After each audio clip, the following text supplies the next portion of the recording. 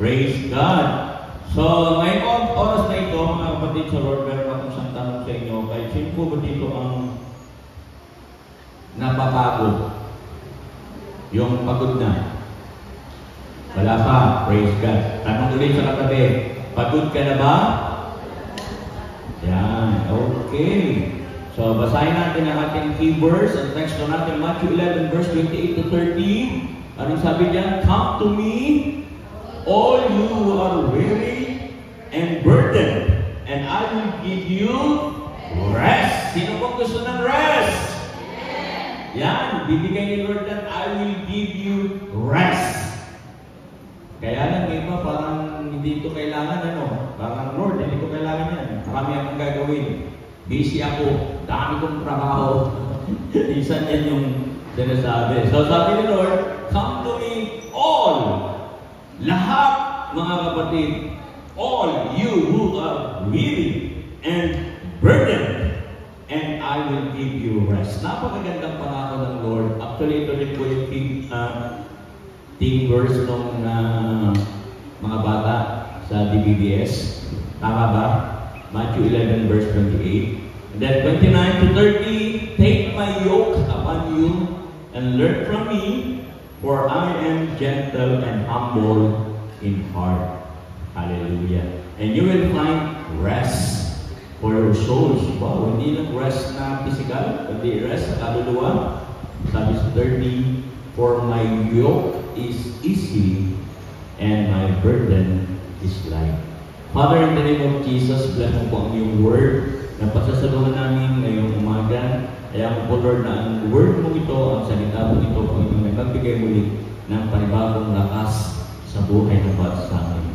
Kaya mo po, Lord, na makita namin, Panginoon, na ikaw ang Diyos, Panginoon, na patuloy na nagbibigay ng kapahingahan sa bawat isa. Kaya mo po, Lord, na makita namin na kailangan namin ang mga pangako mo ito, O Diyos. Pangunahan mo, Lord, ang iyong mga anak, ang bawat isa ng iyong lingkod, ikaw ang makita at may sa aming kalagitnaan, at buksan mo ang mga kasipahan, ihandaan ang mga puso na pagtataliman ng iyong mga salita. Upang ang pasalita mo po'y maingatan namin sa aming puso, maging kalakasan ng aming pananampalataya at pagtitiwala sa iyo. Salamat po, Ama. Hinihiling namin ang patuloy na pagsama mo, pangunguna mo sa iyong mga anak sa oras na ito. Ito po, aming dalangin, Panginoon, sa pangalan ng aming Panginoon na Jesus. Amen. Amen. Amen. Amen. Okay. So, ngayon po mga kapatid sa Lord, ulitin ko, very familiar verse yan sa inyo, Matthew 11 verse 28. Pag-usapan muna natin, yung sinasabi natin kanina, kasi ang title pa ng message natin is real rest. Kaya, yung tunay na kapahingahan mga kapatid sa Panginoon. And what is rest? In this verse, ano po ba ang ibig sabihin ng rest dito sa verse na ito, mga kapatid? Ano po bang ibig sabihin niyan? Actually, yung word na rest o kapahingahan, mga kapatid, ay ang Greek word po niyan, mga kapatid, is anapausin. Anapausin. Parang dyan pinuha yata yung salitang pause. Okay? Anapausin. Yan po yung Greek word niyan. Ang ibig sabihin niya, cessation from any motion. Cease, pagtigil. Okay? Parang ceasefire, parang gano'n. Tigil, cessation from any motion. Opposing. So, another, mga kapatid, is the word recreation. Yan din pong ibig sabihin ng opposing recreation. Tandaan niyo po yung word na yan, yung recreation. Mamaya babalikan natin yung word na yan. Recreation. And then, pangatlo, ibig sabihin ng opposing ay take ease. Take ease.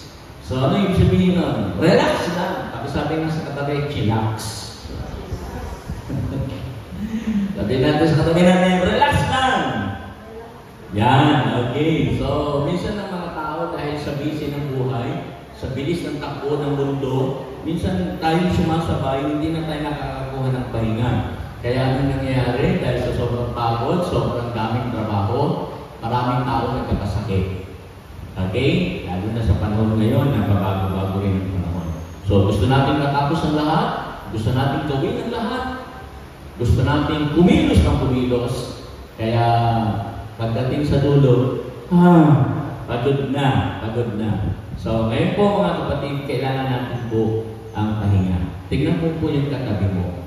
Sabihin mo, kailangan mo ba ng pahinga? Do you need rest? Kailangan mo ng pahinga. Siguro sabihin mo, hindi ko kailangan yan. Marami akong gagawin, marami akong trabaho. Hindi ko kailangan ng pahinga. Kaya yung iba, even Sunday, mga kapatid, yung linggo, ay ipinagtatrabaho nila. Salit na ipagpahinga, dahil salit na ibigay sa Lord para ma-enjoy yung presence ng Lord, makapag-church.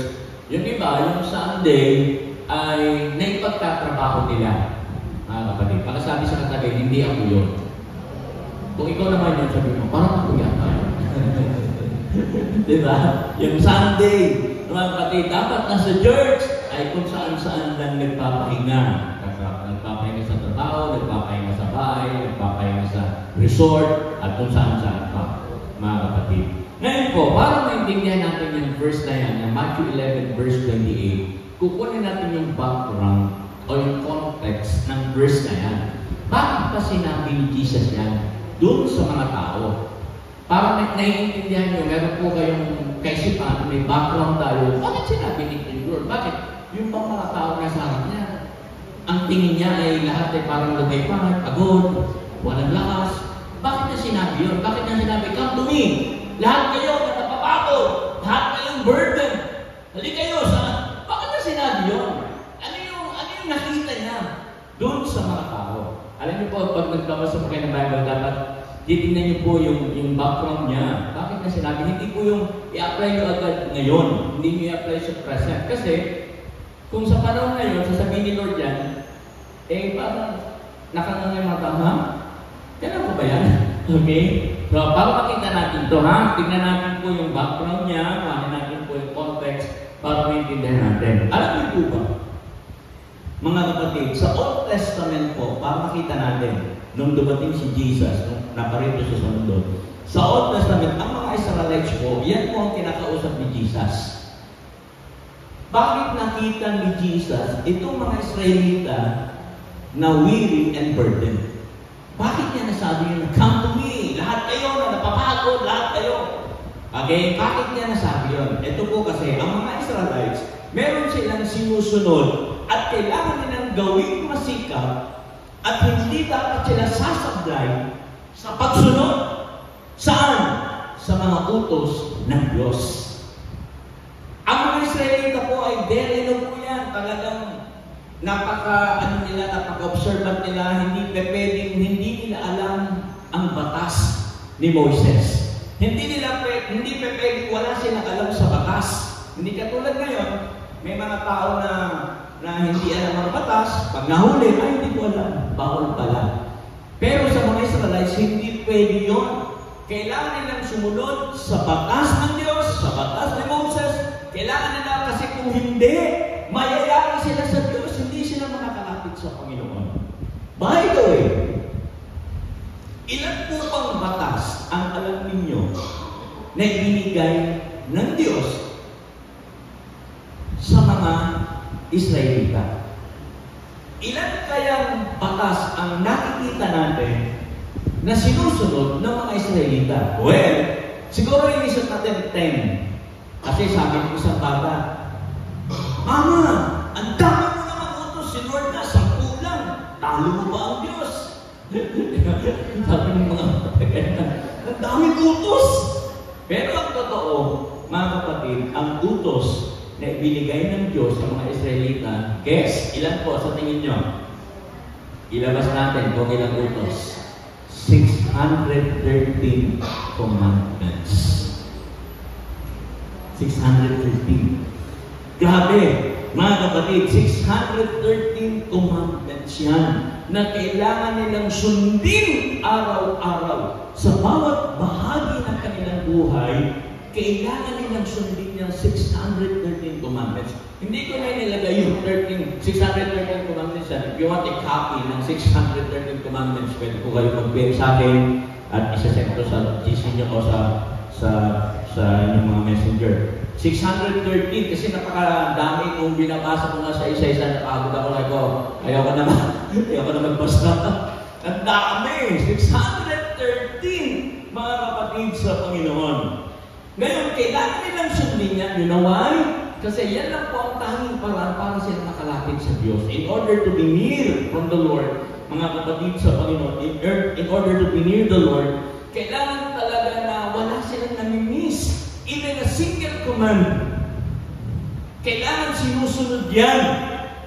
Can you imagine, mga kapatid, kung kayo po isang Israelita, anong buhay meron tayo na nasa ilalim tayo ng batas, ng law? Hindi, no? Grabe. Ilan po alam niyo yung utos ng Diyos? Ilan ang alam niyo yung utos ng Diyos? Diba? Mga kapatid sa Lord. Grabe! Mga kapatid, ang mga Israelites, kapag hindi nasunod yung utos na yan, hindi na sila holy. Kapag may na-miss sila dyan, hindi na sila holy, mga kapatid. Kaya to make them holy, mga kapatid, kailangan wala silang ma-miss kahit isa. Dahil pag na-miss nila ang isa, halos nilabag nila lahat yung 613 commandments. Can you imagine ang pagod sa isip, sa pisikal, sa emosyon ng isang Israelita just obeying the command? Grabe, no? Yan yung nasa isip ng Panginoon. Itong aking kababayan, itong mga Israelita nito, pagod na sumunod sa mga utos. Pagod na. Di ba? Isipin mo, babasahin mo pa, pagod ka na. Susundin ko pa. Grabe, mga kapatid sa Panginoon. Kaya pala sinabi ng Panginoon sa kanila, all of you, wow, really? Mga natapagod na burden, mga kapatid sa Panginoon. Actually po yung 630 commandments na yan, lahat yan matatagpuan natin sa Genesis, Exodus, Leviticus, Numbers, and Deuteronomy. Yung yung unang 5 aklat ng Old Testament na sinulat ni Moses. At tawag po doon ay yung pong the law o yung batas o tinatawag na Pentateuch. Penta, 5. Di po ba? Sa mga nag-aaral po sa Bible. Okay, Penta. Yan. Kaya nga, yung batas na yan, isipin ninyo mga kapatid sa Panginoon, kailangan mo siyang saluhin, kailangan mo siyang sundin, kailangan wala kang nabis. Grabe, mga kapatid sa Panginoon. Hindi ba nakakapagod sumunod sa Diyos? Hindi ba nakakapagod sumunod sa mga utos? Mga kapatid sa Lord, okay, para makarelate tayo, tingnan nyo, huwag mo natin tingnan ng mga Israelita, tayo na lang. Di ba ang dami natin kailangan sundin? Halimbawa, sa bahay, may mga bata sa bahay na kailangan natin sundin. Tama po ba? Hindi pwedeng magkala, hindi pwedeng magsulat kung saan-saan. Sa bahay lang yun, ha? Mga kapatid, hindi pwedeng lumabas sa walang paalam, hindi pwedeng kumain ng ganito. Ang daming batas sa bahay. Tanong, sinusunod nyo ba ang lahat ng batas sa bahay nyo? Bawal pumuntragan, bawal ganito. Sinusunod nyo ba ang lahat ng sinasabi ni nanay at ni tatay? Sinusunod nyo ba ang lahat ng batas sa loob ng bahay? Grabe, ang hirap yan. Bahay pa lang yan. Kapatid, paano pag dumating pa sa trabaho? Pag pumasok ka na, may batas pa sa trabaho? Meron. Di ba? Bawal balik. Bawal gawin ng hindi yun. Ang daming batas sa trabaho. Tama po ba sa workplace? Tama? Maraming batas? Kung hindi mo susundin yung mga batas dun sa trabaho, ano mangyari sa'yo? Susubahin ka. Uwi ka na! Huwag ka na magtrabaho dito. Tama po ba yun? Mayroon ding mga batas na kailangan sundin sa trabaho. Isipin mo yun. Kaya yung mga nagtatrabaho pag uwi ng bahay, pagod! Hirap! Di ba? Kasi sa eskwelahan na niya, sa opisina, o saan man ka nagtatrabaho, kahit personal mo pang business yan, mga kapatid, nakakapagod sumunod sa mga utos. Tama po ba? Eh, how about po sa gobyerno? May batas po ba ang ating bansa, Pilipinas? Meron! Bawal tumawid sa hindi tamang tawiran. Sino po sa inyo ang tumatawid sa tamang tawiran? Sino po ang tumatawid sa hindi tawiran? Kasi kinakailangan lang talaga. Kasi natin yung kaibigan ko, hahanapin ko ba kayo pedestrian? Like, bakit tumawin? Okay, di ba? Ang hirap, mga kapatid. Sino po sa inyo yung nagpapatakbo ng sasakyan?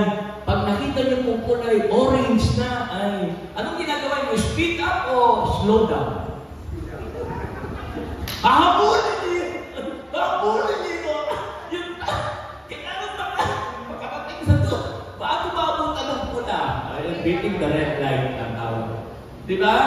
Ang hirap-hirap sundin ng mga batas. Diba? Ang daming batas yan sa bansang Pilipinas. Ewan ko kung aware kayo dyan, pero napakahirap sumunod. Kaya ginagawa na lang natin yung gusto nating gawin.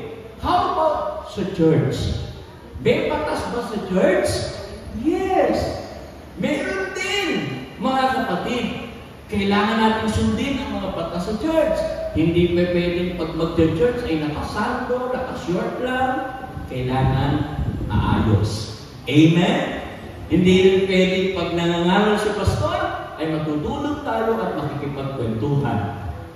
Hindi rin pwedeng pag nangangaral si pastor, ay nakatingin tayo sa cellphone at hindi nakikinig. May mga batas. Di po ba? Buti na lang. Mabait si Lord. Okay lang yan. Sabi mo sa katabi mo, kapatid, ikaw ba yun? Di ba? Ang daming batas, pero hindi natin sinusunod. Di ba? Ang daming batas at hirap na hirap tayong sumunod. Habawa, oras na practice ganito, pero hindi natin masunod yung tamang oras, darating tayo late. Ang hirap sumunod. Kailangan pumunta ng gawain mula umaga, kailangan papasok sa training, kailangan umati ng gabi. Sino po nakakasunod ng ganyan? Bakit wala akong makitang kamay na nakataas? Sino po ang sumusunod? Yung linggo na lang. Kailangan nasa church tayo, kay Lord yan. Linggo ng umaga. Tapos kung tayo estudyante, kailangan nasa training tayo. Tapos sa gabi, may gawain tayo sa church. Kailangan nandun tayo. Pastor naman, hirap yun eh, kasi alam naman, meron na ako, hindi na ako ganito, marami akong ginagawa, kaya ako ngayon, para sa family ko na. Mga kapatid sa Lord, batas yan. Ang hirap sumunod sa batas. Pakisabi sa katabi, kumusta ka kapatid? Napapagod ka na ba? Di ba? Mga kapatid sa Lord, kaya nga, mas pinipili na lang natin na huwag sundin ang mga batas na yan. At ginagawa natin yung gusto natin. Amen? Di ba ba? Ginagawa natin yung gusto natin. Yung paraan ng paglilingkod natin, yun yung ginagawa natin, hindi yung paraan ng Diyos. Kasi nakakapagod, mga kapatid, sa Panginoon. At yung mga kasuwayin, yun po yung mga pagod. Kaya tingnan mo yung katabi mo.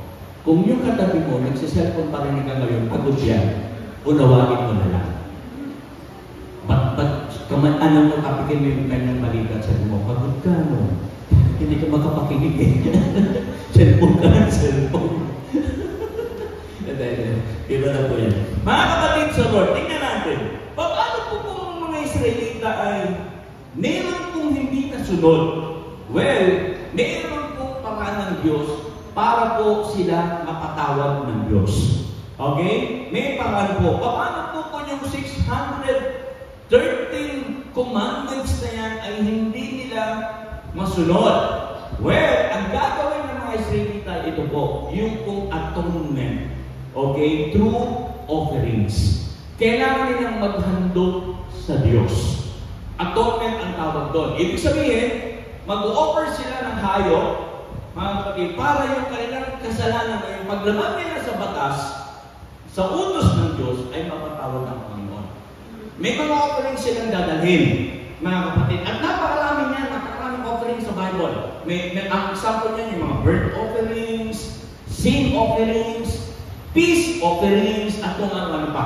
Napakadami po nun. So, kailangan, pag meron kang nalatag na batas at gusto mong mapatawad ng Lord at makalapit ka ulit sa Diyos, kailangan magdala ka ng mga handog na ganito.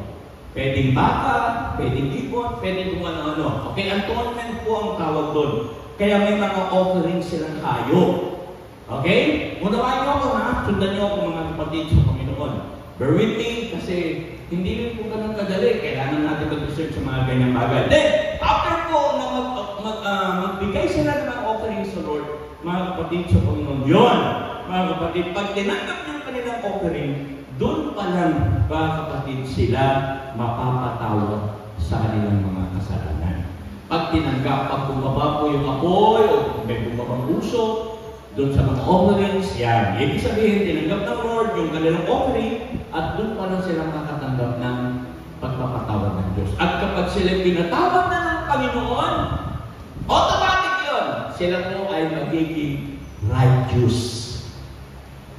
Yan! Ang hirap na! Para ka maging righteous sa presence ng Lord, in the Old Testament, mga kapatid sa Panginoon, kailangan mong gawin yan. Dahil pag hindi mo yan ginawa, dala-dala mo yung paglabag mo, yung kasalanan mo, dala-dala mo yan. Pero pag ikaw ay righteous na, doon ka pa nang pwedeng lumapit sa banal na Diyos. Amen? God, diba? Sino kung gusto mabuhay sa panahon ng mga Israelita? Ang hirap niyan, mga kapatid, hindi po yan madali. Kaya yung mga tao, yung mga Israelita, they are weary and burdened. Pagod na pagod sila sa pagsunod. At para sila mapatawad, kailangan pa din ang gawin yan. Pagod na pagod sila, mga kapatid, sa Panginoon. Ngayon, punta po tayo sa panahon natin. Ano po ba yung mga nakakapagod? Ano po ba yung mga areas ng buhay natin na nakakaramdam tayo ng pagod? Actually po, being human, bilang isang tao, meron po tayong tinatawag na holistic being. Yung kabuuan ng ating pagkatao, mga kapatid. Saan tayo madalas nakakaramdam ng pagod? Una-una sa pisikal. Amen? Kahit anong lakas mo, kahit na sa iyo ang lakas ng isang kabataan, darating yung panahon, mapapagod ka din. Amen.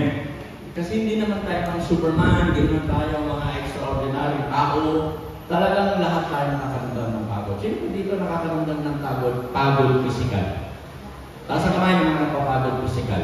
Right? Amen. Salamat po sa pagiging honest. Yung iba po, sino pong hindi napapagod? Taas ang kamay. Sino po yung hindi nakakaintindi na sinasabi ko? Ulitin po. Sino po napapagod physical? Taas ang kamay. Lahat ng napapagod na physical. Okay? So, lahat tayo. Kaya nga tayo natutulog. Kaya tayo may siesta. Kaya tayo may pahinga. Kasi, pagod ako. Ayaw natin gumalaw, ayaw natin kumilos kasi we are so tired. Okay? So, yan po yun, mga kapatid. Then, another is emotional. Yan po yung isang bahagi pa ng nakakapagod sa atin. Nagkakaroon tayo, mga kapatid, sa Panginoon ng pagod sa ating puso. Napapagod na tayo magmahal. Sino pong pagod na magmahal? Kasi nabigo, nagkaroon ng mga bad experiences in the past. Pagod na ako. Ayoko na magtiwala. Ayoko na magmahal. Emotional. Diba? Ayoko na. Minsan din lang sa opposite sex. Minsan sa ibang mga kaibigan.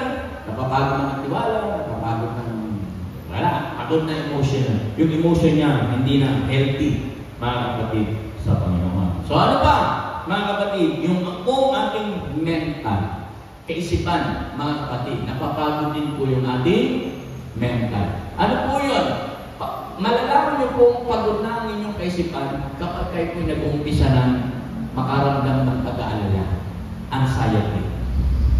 Pag meron na po kayong mga kabalahan sa inyong mga isipan at nag-aalala na kayo, kahit sa maliliit na bagay, pagod na po ang inyong kaisipan. Kaya meron tayong tinatawag na mental breakdown. Bumibigay yung isip. Hindi na makapag-isip ng tama kasi pagod na mag-isip. Okay? Pagod na siya sa mga bagay na nakakapagod isipin. Ako ano? Pagod na siya mag-isip sa mga nakakapagod na isipin. Ako ano? Diba? Mental breakdown. So, kumusta po? Tangin nyo nga yung katabi mo. Iniisip mo pa ba ako? Di na, dami ka nang isipin eh. Kasama ka pa. Okay? So, lagi siyang nag-aalala. Kaya yung meron kong pagod sa mental, minsan hindi na nakakatulog ng maayos. Kasi yung tulog niya, inaagaw ng pag-aalala. Sino mo nakatulog ng lambing kagabi? Yan! Hindi pa kayo pagod mentally. Hindi pa kayo pagod mentally. Yung pong pagod mentally, hindi na nakakatulog. Kasi lagi nangyayari na, ano ba ako? Lagi niya iniisip. So, yan. So, another is social. Pagod na. Ayaw na makipag-umatin sa mga groups. Ayaw na umatin sa mga social gatherings. Kasi pagod ako, anong gagawin kung gusto ko hospital na ayaw na. Okay? So, wala na siyang time for fellowship, wala na siyang time for bonding, wala na siyang time para lumabas, kasama mga kaibigan, kasi pagod na siya, nakakapagod lang yan. And ang matindi dito, yung ating buhay spiritual, yung napapagod ka spiritually. Pag napapagod ka na spiritually, wala ka nang gana sa anumang bagay na spiritual. Anumang gawain para sa Panginoon ay hindi na nakakapagbigay ng excitement sa iyo. Hindi ka na na-excite, hindi ka na parang, wow, gawain na sa Lord. Yes! Yung iba, pagpagod spiritually, gawain na naman. Bakit na lang? Wala na akong time sa family, puro na lang si Lord. Yan yung mga pagod spiritually. Napakaramdam mo, nagiging kakompetensya na ng time mo, yung time mo sa Lord, sa time sa family o sa trabaho. You are tired, talagang pagod ka na spiritually, kaya hindi mo na na-enjoy yung worship, hindi mo na na-enjoy yung mga gawain sa Panginoon, hindi mo na na-enjoy yung devotion mo, hindi mo na na-enjoy yung prayer life mo, kasi, pagod na ako. Okay? So, tingin ulit sa katabi, mukha bang pagod? Mukha bang pagod? Nakakabay sa Lord. So, di ba? Wala nang time. Wala nang time makipag-usap sa Lord. Wala nang time maglingkod sa Panginoon. Wala nang time na magbigay ng sarili. Spiritually tired. Grabe, mga kapatid. Excited ba kayo pagdating sa Lord? Na-excite ba kayo? Pagdating, may gawain! Yes! Akin na yan! Count me in! Oh, may gawain! Dito na lang ako sa mga. Nagpe-pray din naman ako. Hindi mo nakakalimot sa Lord. Yan. Makapagod spiritually kapag ganyan ang reason na hindi na nakakalimot. Dito lang, okay lang. Pwede nang lima din. Okay, pagod yan. Pagod. So, mga kapatid sa Lord, kaya alam ni Lord yan, kaya ang offer ni Lord, come to me, all your will and burden. Lapit lang kayo sa akin. Ngayon, how to find real rest? Paano ba natin matatagpuan ang tunay na kapahingahan talaga? Mga kapatid. So, si Lord ang nagbigay ng solusyon para matagpuan natin ang tunay na rest. Matthew 11 verse 28 to 30, ang unang tatlong salita, makikita natin dito, ang sabi niya, come to me. Ayan. Napakaganda niyan, mga kapatid sa Panginoon. Well, gusto kong may kumagawa ninyo, coming to church, mga kapatid, and the call of the Lord to come to Him is a different thing. Two different things. Magkaiba po yan yung coming to church and coming to Him, dahil tinawag ka niya, magkaiba yun. Okay? Hindi ibig sabihin nagpunta ka ng church ay tumugon ka na sa tawag ni Lord na come to me. Kasi iba yung tawag ni Lord, iba rin yung tawag ng church. Magkaiba yun, mga kapatid. Yung come to me, yun po ay offer ni Lord for a relationship.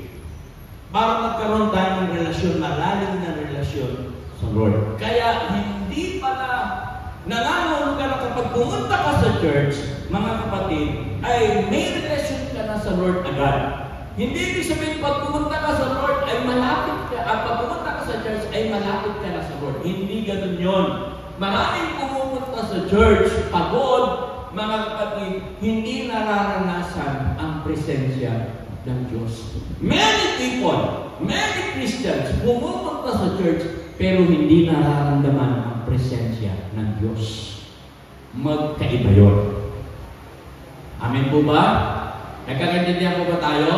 Marami talaga, gusto mo lumapit sa Lord, gusto mo mag-church. Yes, that's a good thing. Pumunta tayo sa church. Pero, mga kapatid, let us go further. Kailangan mas palalitin pa natin. As we come to the Lord, nai-enjoy natin yung presensya ng Diyos. If you are here, na wala kayong anumang nararamdaman na presensya ng Panginoon na parang si Lord ang layo-layo, well, you go to church, pumunta ka sa church, but you did not really come. Hindi talaga kayo nakarating sa panawagan ng Diyos na come to me. God is here. And God is offering you a rest. Anak, halika, lumapit ka sa akin. Amen? Kasi many people are busy working for the kingdom. Lahat tayo gumagawa para sa Lord, but we are not really working for the King. Nagkaiba yun. Busy ka sa church, busy ka sa ministry, busy ka sa mga gawain para sa Panginoon, but you have no time for the King. Wala kang time. You're not working your relationship. Hindi mo yung work out yung relationship mo sa Lord. Yes, you're serving the Lord. Nasa church ka, talagang gagawin ko ito para sa Lord. Pero hindi mo work out, hindi mo inilalapit ng maigi ang sarili mo sa hari. Busy sa kingdom, walang time sa kingdom. Kaya ano nangyari? Napapagod tayo. Napapagod tayo. Ang hirap maglingkod. Ayaw ko nang maglingkod. Pwede ba ito na lang ang pwede kong ibigay sa Lord? Hindi ko na pwede ang ibigay ang iba pa. Kaya madalas nakakaramdam tayo ng pagod, mga kapatid. Kasi naglilingkod tayo sa kingdom, pero wala talaga tayo malalim na relasyon sa kingdom. Naunawaan ko ninyo? Nagkakaintindihan? Kaya makikita niyo po yung maraming Christians ganyan. Pinipilit nilang lumapit sa Lord. Pinipilit nilang maglingkod sa Panginoon. Pero napapagod sila. Kasi hindi naman po yun, mga kapatid, ang kailangan talaga. Ang kailangan talaga, mga kapatid, ay marinig natin ang sinasabi ni Lord, come to me. Amen? Kailangan marinig natin yun, come to me. Lumapit kayo sa akin. Kayong mga napapagana, kayong mga nabibigyan ng all your weary and burden, come to me.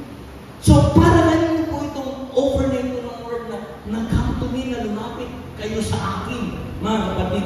Inaanyayahan ng Lord yung mga pagod, yung nakakaranas ng weariness, mga kapatid.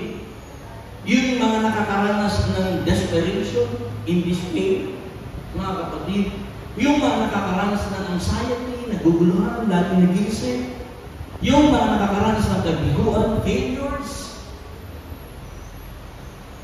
At yung mga nakakaranas ng pagtalikod, pagkakamali, pagkukulang sa Lord, all of you, come to me. Hindi po inaanyayahan ni Lord yung mga mananampalatayang okay.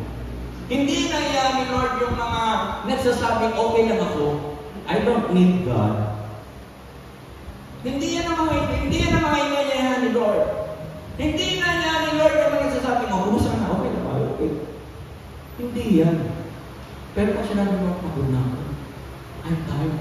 Ang dami kong iniisip. Dahil sa problema, well, come to me. Pero pag ikaw, pinag sa kumusta, okay lang. Well, you don't need rest. Okay ka lang eh. Are you there? Are you getting my point? Pero pag inano mo sa sarili mo na, I need God, I need Jesus. Gusto ko yung offer niya na come to me. Pag yun ay nakita mo na kailangan mo, well, you will find rest. Pero pag iniisip mo na, okay lang, kaya ko, mga kapatid, hindi para sa yan. Alam niyo po, kaya nagpapatong-patong ang ating weariness. Kaya nagpapatong-patong ang ating pagod. Alam niyo kung bakit? Kasi we're trying to find rest in other sources. Naghahanap tayo ng kapahingahan. Sa halip na kay Lord lumapit, kung kani-kanino tayo lumalapit. Kung kani-kanino tayo humahanap ng kapahingahan. Sa halip na tanggapin natin yung offer ni Lord na come to me, okay Lord, ay, lang na lang. tatry ko muna ito. Pwede bang ito muna, Lord? Tsaka, pag wala na akong lakas, ako, kailangan siya. Minsan, hinahanap natin yung kapahingahan sa trabaho. Hinahanap natin yung kapahingahan sa pamilya. Minsan, hanap natin yung kapahingahan sa mga kaibigan at kung kani-kanino. Mga kapatid, kaya ano nangyari, nagpapatong-patong yung ating pagod. Pagod na ako. Alam niyo po, simple lang naman ang hinihiling ni Lord, come to me. Lapit ka sa akin. Kasi baka mamaya sabihin ni Lord, ayan, ikaw kasi, kaya ka napagod, ganyan ang ginagawa mo. Well, ang sabi nga ni Dane Hartland, isang author, sabi niya, the posture most natural to him. Yan. Ang sabi niya, the posture most natural, ito yung natural kay Lord, is not a pointed finger, but open arms. Ano ibig sabihin niya? Hindi ka sisisihin ng Lord. Alam mo, bakit ka napagod? Gawa ko din eh. Hindi ganun si Lord. Hindi ganun si Lord. Alam mo, bakit ka napagod? Ikaw may kasalanan yan. Not a pointing finger. Hindi tayo piduduruin ng Panginoon. Amen? Amen po? Salit, ibubukan ng Lord ng kanyang kamay. Come to me. Pagod ka, I will praise you. Yayakapin kita. Gusto kong magbigay ng rest sa iyo. Amen. Andyan po ba tayo, mga kapatid sa Lord? Hindi tayo magsinino, yan! Kaya ka nagkagganyan, dahil sa kagagawan mo din. Nakakalapit sa akin, pagod na pagod ka na, kaya mo lang ako naalala. Nung malakas ka, hindi mo ako inaalala, hindi ganun si Lord. Hindi ganun si Lord, mga kapatid. Sa halip, God will open His arms and say to you, okay, come to me. Okay, bibigyan kita ng kapahingahan. Amen? Balikan natin yung verse, Matthew 11, verse 28 to 38. Patuloy natin i-dissect ito. Okay, dissect natin. Come to me, all! Sabihin natin, all! Pagkasabi sa katabi, all. Kasama ka doon. Amen? All you who are weary and burdened. Grabe. Bakit kaya sinabi ni Lord na weary and burdened? Okay? Ano ba ang... Okay. Hindi pa yan. Yung nasa taas. Yan. All you are weary and burdened. Bakit kaya sinabi ni Lord yung weary and burdened, mga kapatid? Tingnan natin. Magkaiba po ba sa tingin nyo yung weary at saka yung burden? Magkaiba kaya yun?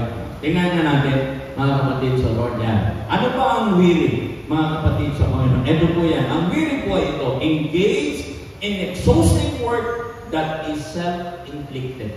Ibig sabihin, kaya nakaramdam ng weariness kasi gagagawan mo din. Okay? Hindi ka nagpahinga, hindi mo pinanaisip mo lahat, ginagawa mo, mga kapatid. So, nakaramdam ka na ng, hindi ko na kaya, titigil na ako, pagod na ako, pagod na ako. Okay? Ikaw yung gumawa ng iyong kapaguran. Nandiyan ba tayo? Okay?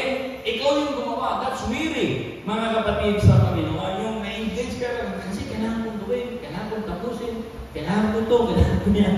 Well, what is burden? Ang burden naman, mga kapatid, those whose backs are loaded with weights they didn't create and didn't choose.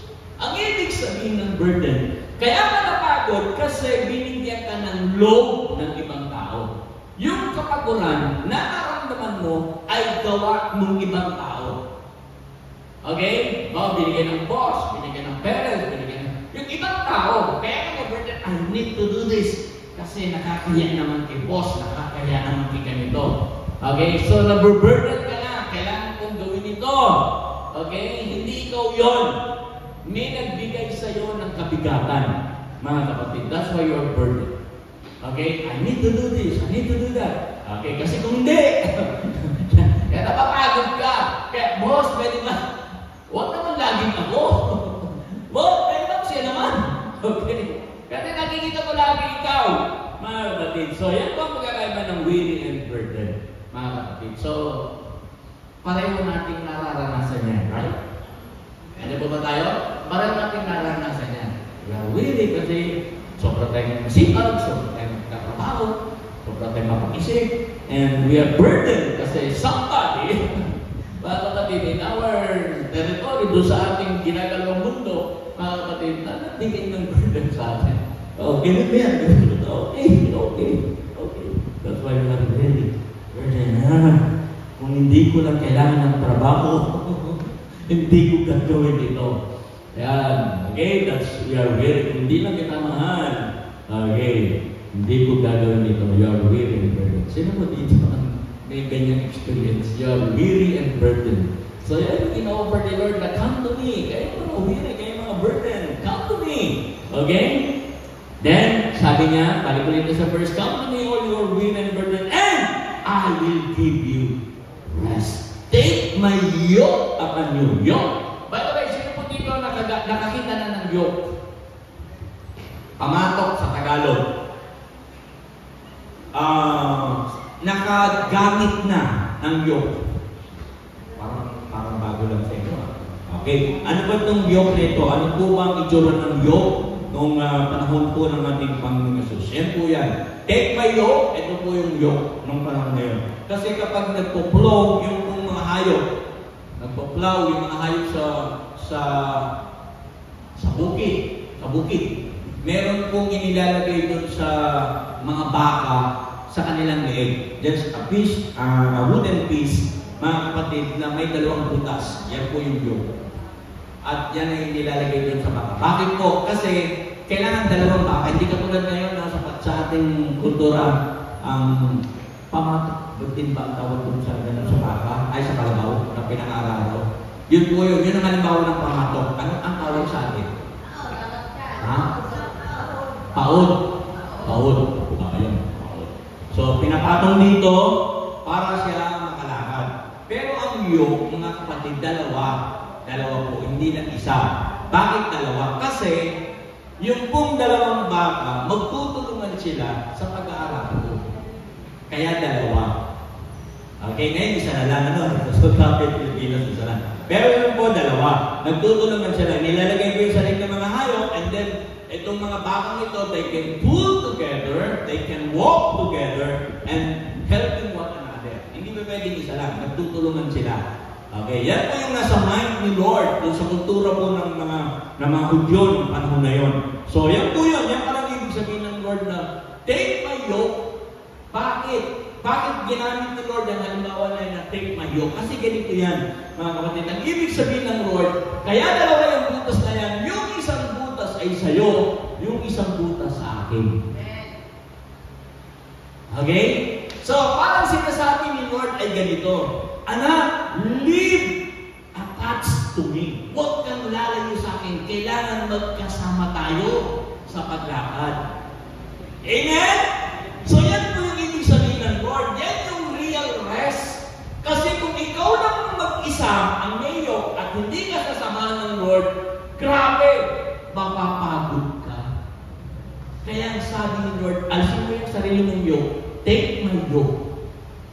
Kunin mo yung yoke. Sasamahan kita. Abide in me. Amen? Live close to the Lord. Kung nasaan si Lord, dapat nandun ka. Hello? Hindi pa pwedeng si Lord ay nasa malayo. Hindi pwedeng si Lord ay kung nasaan. Dapat kung nasaan si Lord, nandun tayo. Amen po ba? Don't go church through life alone.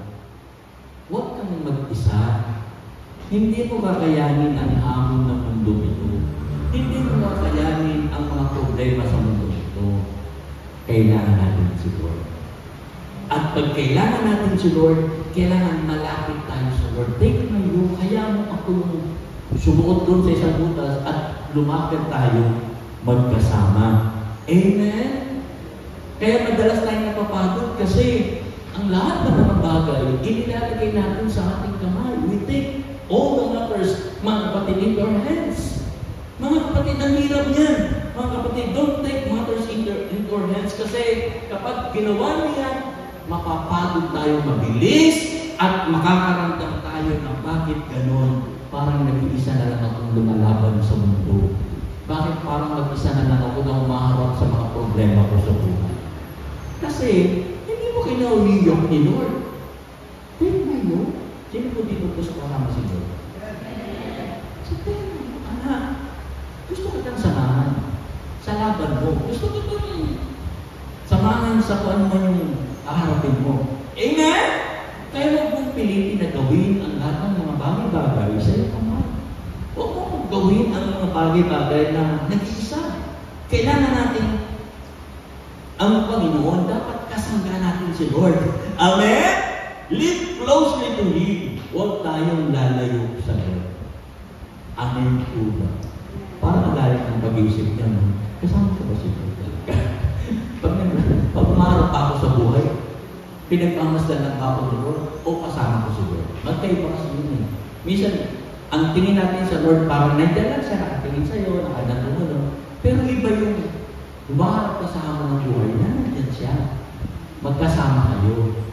Amen? Take my yoke. Dapat kung saan ka nandun si Lord. Ganun si Lord, nandun ka din. Dapat nandun. Sino po yung may gusto ng ganyan? Di ba? Di ba sarap na ang Diyos pang nagsasabi, mga kapatid, na ayaw kong pumarap ka sa hamon ng buhay na nag-iisa. Ayaw kong lumaban ka na nag-iisa. Sasamahan kita. Take my yoke. Si Lord pang nagsasabi niya na, parang sinabi, anak, halika. Hindi ako papayag na nag-iisa ka lang. Hindi ako papayag na solo ka lang, inaharap. Sasamahan kita, walang iwanan. Amen? Para kayo yung Lord. Ba't gano'n? Alam mo po ba, according to proximity principle, okay, ito yung proximity distance po yan eh. Proximity breeds intimacy. Mga kapatid, ano po ibig sabihin ng proximity breeds intimacy? Ito po yan. Habang tayo po ay lumalapit sa kanino man, mas nagkakaroon tayo ng intimate relationship. Yan po ang ibig sabihin ng proximity breeds intimacy. Parang sa mag-asawa, habang laging magkasama ang mag-asawa, mas lumalalim ang kanilang po relasyon sa isa't isa. Proximity breeds intimacy. Sa magkaibigan naman din. Habang hindi kayo nag-iwan ng iyong kaibigan, mas naging intimate ang inyong pagkakaibigan. Amen?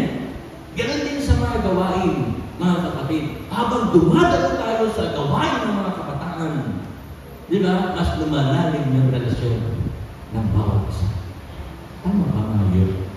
No? Habang tayo ilalim nagsasama-sama, mas lumalalim, no? Parang hinahanap niyo yung isa't isa. Proximity. Ganun din. Ganun sa mga tao. Kaya si Chan, talagang gusto kong i-praise doon si Chan na lagi na hinahanap ng mga tatay. Kapi tayo! O, kailan lang better kasi gusto niya mas maging intimate ang relasyon ng mga tatay. Kaya lang, ang mga tatay talagang busy, no? Ewan ko lang po. Kailan ulit pagsasama-sama. Kasi yung pagsasama-sama ko, it brings intimacy. That's, yan po yung principle ko ng proximity. Tama ba, mga kapatid? Proximity, that's the distance. Yan po ang ibig sabihin yan. Kailangan ay malapit kasi kapag malapit, doon lumalalim ang relasyon. Hello? Andiyan po ba tayo? At kapag lumalalim na ang relasyon, naroon ang totoong kapahingahan. Yung pag kahit ka matulog, alam mo hindi ka nag-isa. Alam mo yung mga kaibigan mo nandiyan sila. Sa tabi mo. Ganun din kay Lord. Habang lumalalim ang relasyon mo sa Panginoon, alam mo hindi ka nag-iisa umaharap sa hapon ng buhay. Amen? Kaya nga, mga kapatid, huwag nating pabayaan ang ating relasyon sa Diyos. Huwag nating pabayaan ang time natin sa Lord. Ano po yung mga time natin sa Lord? Yung ating prayer time, yun yung ating mga devotion, quiet time. Huwag nating pabayaan yun. Minsan kasi, maraming Christian, pakaramdam nila naging duty, obligasyon na lang yung quiet time, yung pagbabasa, pananalangin sa Lord. Minsan pakaramdam nila obligasyon na to, duty na to. Hindi po. Ang devotion ninyo, ang daily devotions, daily quiet time, mga kapatid sa Panginoon ay tinuturo sa atin para mas maging intimate ang relasyon natin kay Lord. para mas lumalim ang relasyon natin sa Lord. Pansinin niyo po, pag nami-miss niyo po ang inyong mga quiet time, pag nami-miss niyo po ang inyong devotion, pakiramdam niyo ang layo niyo na sa Lord. Obserbahan niyo lang. Obserbahan niyo. Maniwala kayo sa akin. Kasi ako mismo naranasan ko yan. Pag nami-miss ko ang ating time with the Lord, pakiramdam ko pagod na pagod ako. Pakiramdam ko parang Lord, nasa ka? Ang layo. Church, mga kapatid sa Panginoon, kung gusto natin lumalim ang relasyon natin sa Lord, huwag niyo pong i-miss at bigyan niyo po ng top priority ang inyong mga quiet time. Yung ba, ma-miss niyo na lahat ng schedule niyo, ma-miss niyo na lahat ng inyong mga gagawin, hindi ko kailangan ma-miss ang time ko with the Lord. Hindi kailangan. Kasi yun ang magbibigay ng kapahingahan sa akin. Parang tahimik mo. Hindi niyo yan pinapansin. Kaya, grabe. Lord, ano ka ba ba? Di ba, mga kapatid? Ganun po yun, mga kapatid sa Lord. Amen? Yan ang tinuturo sa LCBTC sa TMA. Hindi ko alam kung binibigyan niyo pa ng pansin yan. O basta na lang kayo talaga pumapasok, ginagawa niyo lahat yan. Pero ang totoo, yan po yung ginagawa natin. Para lahat tayo mapalapit sa Lord. Kumusta po ang quiet time? Kumusta po ang inyong mga devotion? Di ba? Eh, iba, wala. Pagod lang. Burden siya. Yung pagdinig niya sa Lord, wala na. Pabigat na. Di ba? Napapansin niyo po, mga kapatid, ang sabi ng isang tao, sabi niya, mas pipiliin kong manatili sa isang lugar, kahit may bagyo, basta kasama si Lord, kaysa sa isang safe environment na wala si Lord. Tama, no? Maganda yung sinabi niya. Okay lang may bagyo. Okay lang na kahit may mga kahirapan, mga difficulties. Basta nandyan si Lord. Okay lang ako sa lugar na yan. Kaysa sa isang safe na lugar, wala nang mga problema, wala naman si Lord. Di ba? Mga kapatid ng Lord, unawain niyo po yung sinabi niyo. Dapat kung saan natin ang Panginoon, dapat yun ang better place para sa atin. Amen? That's the better place. Kahit di ba yan? Basta andyan si Lord. Walang problema. Okay. Take my yoke. Sabi niya. So, balikan natin natin. In Matthew 11 verse 28, patunayan ng desekto. Come to me all you are weary and burdened, and I will give you rest. Take my yoke on you and learn from me. You learn from me. For I am gentle and humble in heart, and you will find rest for your souls. For my yoke is easy and my burden is light. Learn from me. Sabi natin, learn from me. Learn from me. Ano po ang ibig sabihin ito? Alam niyo po, kapag lagi natin kasama si Lord, madami tayong matututunan sa Kanya. Ulitin ko. Kapag lagi mong kasama si Lord, marami kang matututunan sa Kanya.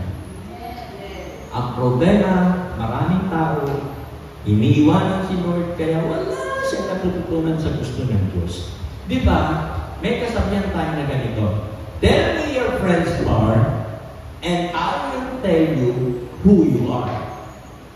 Pakilala mo sa akin ng mga kaibigan mo, sabihin mo sa akin kung sino mga tinasabi mong friends, sasabihin ko rin sa'yo kung sino ka. Yung may kasabihan na ganyan. Kaya sabi ng Bible, choose your friends. Piliin yung maibig kung sino ang mga kasama ninyo, mga lagi nyo sinasamahan. Kasi, magiging ganun ka rin katulad ng iyong mga kaibigan. Sino po may mga kaibigan dito? Napapansin niyo ba, ang iyong pag-iisip, ang iyong puso, parang katulad na rin ng mga kaibigan mo. Tama ba? Tama yun? Di ba? Nanganay, matatay. Parang, barkadahan. Kaibigan. Okay.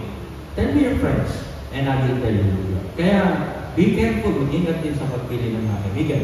At meron pa tayong isang kasabihan, birds with the same feathers are birds. Hindi po. Birds with the same feathers flock together. Di ba? Yung mga ibon, mga isang lahi, nagsasama-sama yan. Hindi yan sumasama sa ibang ibon. Nakakita na ba kayo ng maya na sumasama sa taka? Na sila yung kaibigan na lagi magkasama, hindi. Kung sino yung magkasama ng ibon, mga maya, sama-sama sila. Hindi yan sumasama sa agila.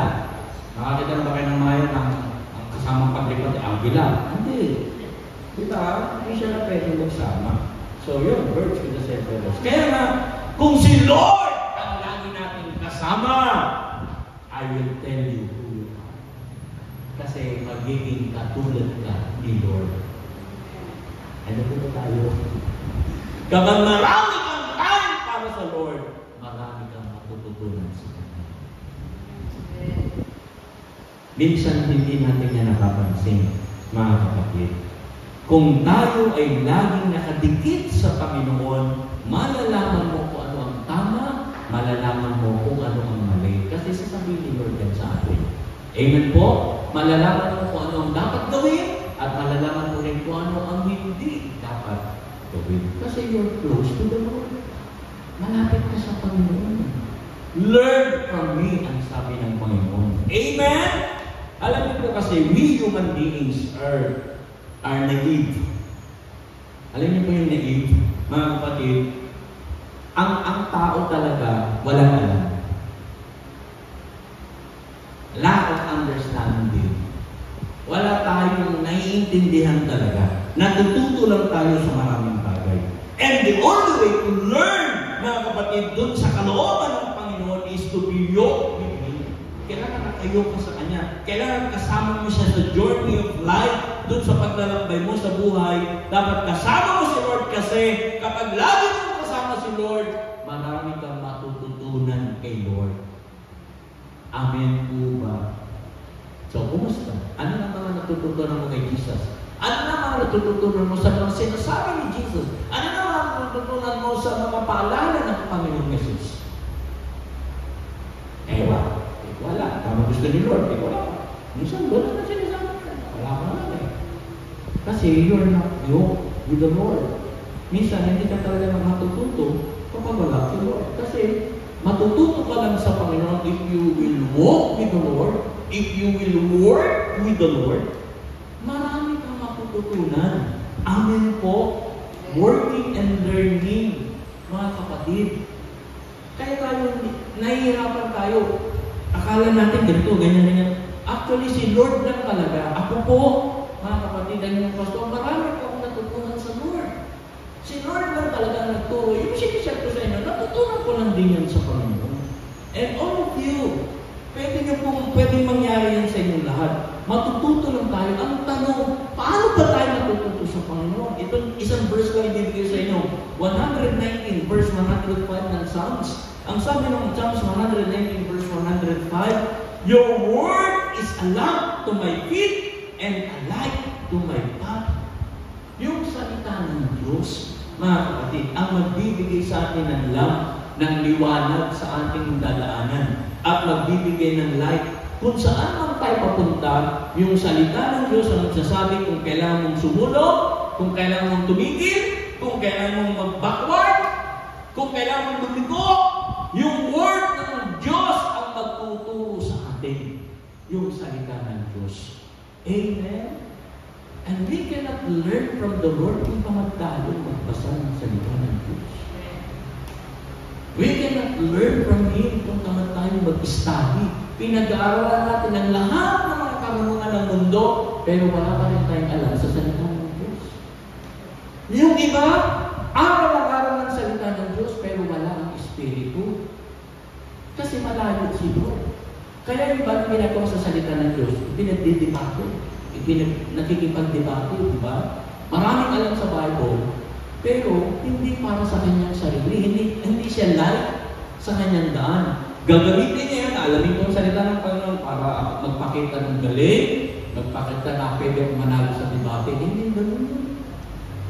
Ako po, umiwas ako sa mga debate. Marami na nagtangka makipag-debate sa akin sa word. Pero sabi ko, sorry.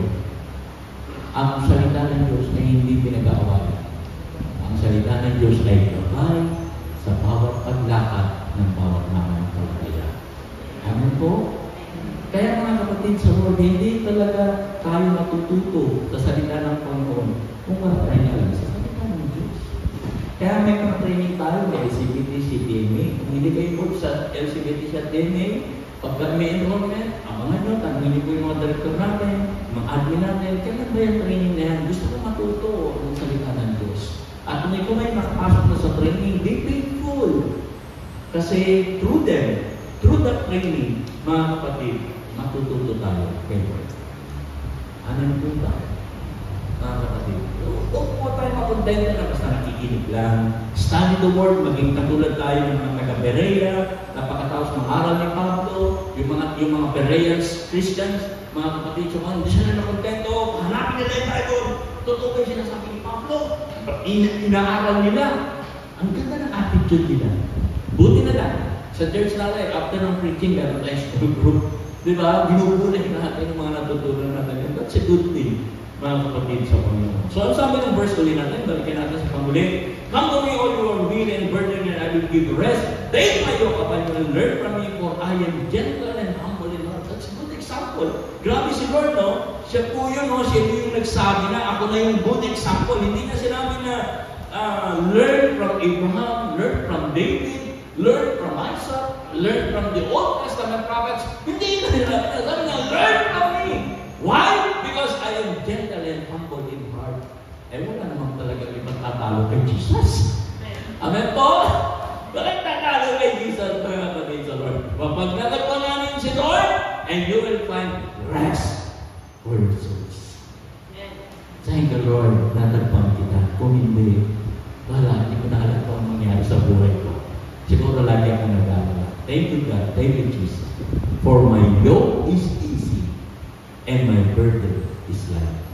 Sabi niya, yung yoke niya, yung yoke, easy. Hindi mabigat.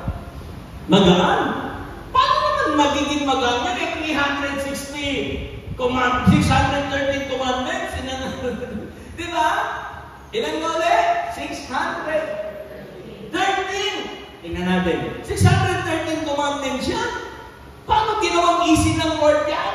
Lord, ano yung ibig mong sabihin? Kahit kasama kita, kung susundin ko yung isa-isa, mapapagod pa rin ako. Pero ang ginawa ni Lord, nung time ni Lord ng 613 commandments, ni-recreate yan. Alam sila ko kanina, katandaan niyo po yung word na recreation. Nag-recreate siya, gumawa siya ng magandang bakit in order for us na makuha natin yung rest in obeying the law of the Lord. Mga kapatid, ano po ang ginawa niya? Jesus recreated something very easy and light dito sa New Testament. Ginawa na lang niya na ilan? 2. From 613, ginawa na lang niya 2. Madali na magsundin niya? Love God with all your heart, with all your mind, with all your strength, with all your souls. Yun yan, the first commandment and the second commandment, love your neighbor as you love yourself. Kaya? Kaya na po ba? Kaya na po ba yung dalawang yan? Yes! Pinagaan na ni Lord. Hindi niya inalis, hindi niya inabulis ang law. Pinagaan niya ang batas.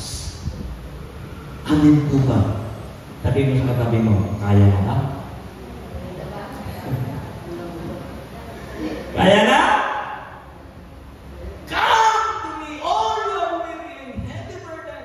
Kaya yan mga nabigyan ko. Hindi kayo, bibigyan ko kayo ng bagong, mag-create ako ng bagong batas. Okay? Na magpapagaan dyan sa 613. Gawin natin 2. Ganyan pinagawin sa buhay natin. Amen! Yung komplikado, ginawa niya simple. Kaya ang gagawin na lang natin, mga kapatid, para magkaroon tayo ng real rest. Keep company with me. Sama ka lang sama. Gagal ang buhay mo. Sama ka lang kay Lord. Gagal ang buhay mo. Amen?